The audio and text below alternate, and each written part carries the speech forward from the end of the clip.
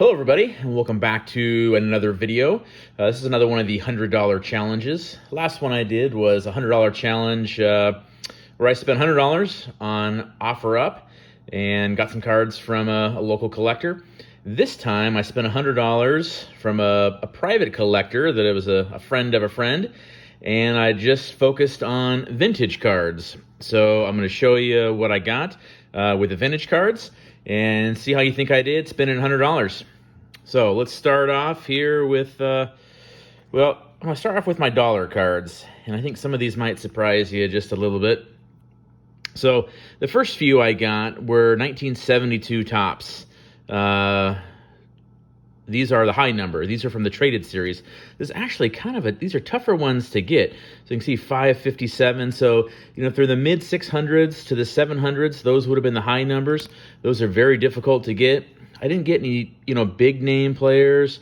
Jose Cardinal, Rick Wise, Jim Fregosi, of course, was a manager. Denny McLain, last 30 game winner. So I did get some names, of course, but no Hall of Famers.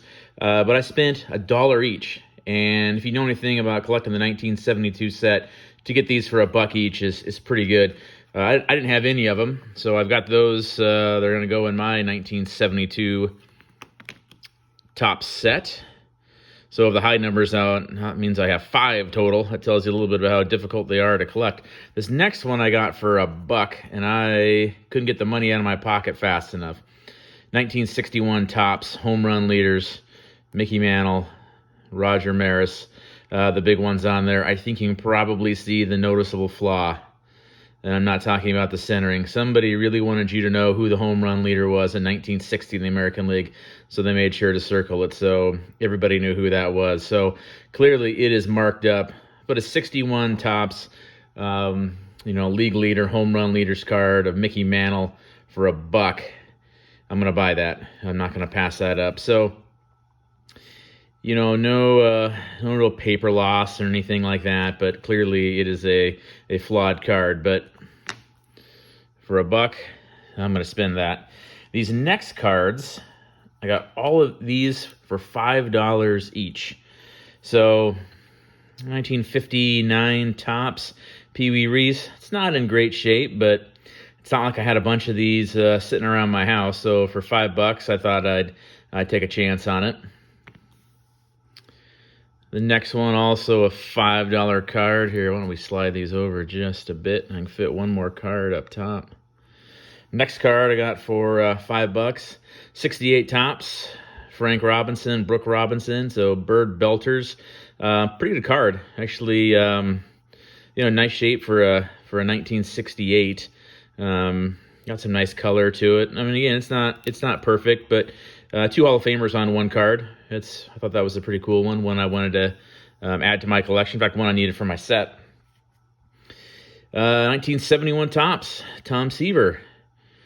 So Tom Terrific here, $5, and you can see, the 71s, and the same thing really with even the 2020 Topps Heritage. It is tough to keep these in good shape because of the way they just chip along the borders. But the 71 Topps Seaver for $5, I was definitely gonna bounce on that. So I did. I was happy to add that to my collection. Sticking with the 71s. Ernie Banks, Let's Play 2. 71 Topps, also in good shape. Not the most flattering picture. You think they might have picked something a little bit different than that grimace that he has there. But great one to add to my collection. I did need it for my set as well, so kind of an added bonus.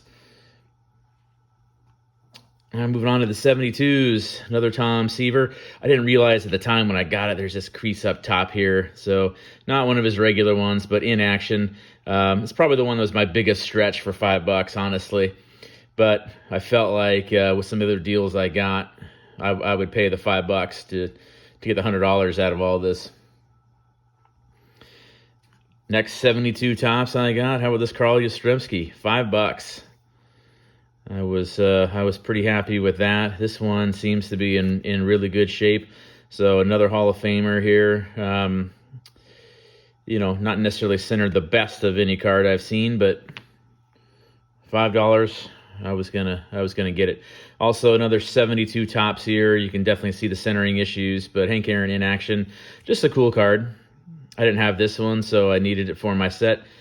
Sometimes these, and a lot of times in sets, they'll make the even numbers, some star cards. They'll do it in football as well. You know, some of the big players are card 1, 100, 200, 300. You'll even see that now in some of the sets. So those were $5. I even got a few football cards. 1970 tops Bart Starr, $5. Looks like it's in pretty good shape. I was happy to have that and add that to the set, or to my collection, I should say. And then sticking with 70 tops, Johnny Unitas, another $5 card. And then just to round it out, Alan Page. I do believe that is a rookie card, 1970 tops. And then the last of the 70 tops football, Joe Namath. This one's got some issues of edging, and then kind of a bad corner down there. But for $5, I was going to pay that all day. Add that to the collection. So right now, if you're doing the math at home, this should be $60. 5 for those. So $5, 10, 20. 30, 40, 50, $60. So last two is where I ended up spending the most. This one, $15. This has got to be the nicest Trammell Molitor rookie I have ever owned. I've had a few of these, but not in this kind of shape. Surprisingly, there are quite a few of these out there. I don't know if it was a double print or not, but there's a lot. This never seems to be one of those that you can't find. But in this shape, I mean, I think it is just absolutely fabulous. Like I said, it's the nicest one that I have ever owned. And for $15, I wasn't going to pass on it. And then the last $25 card, 1961 tops Roger Maris. So $25 for this card. Centering is a little bit off top to bottom, but still a cool card, 1961 tops. It's not a Hall of Famer, but obviously he will always live in baseball lore with his some people think is the home run record. So like I said, not a Hall of Famer, but still a cool card. Definitely one I wanted to add to my collection. And that got me to an even $100.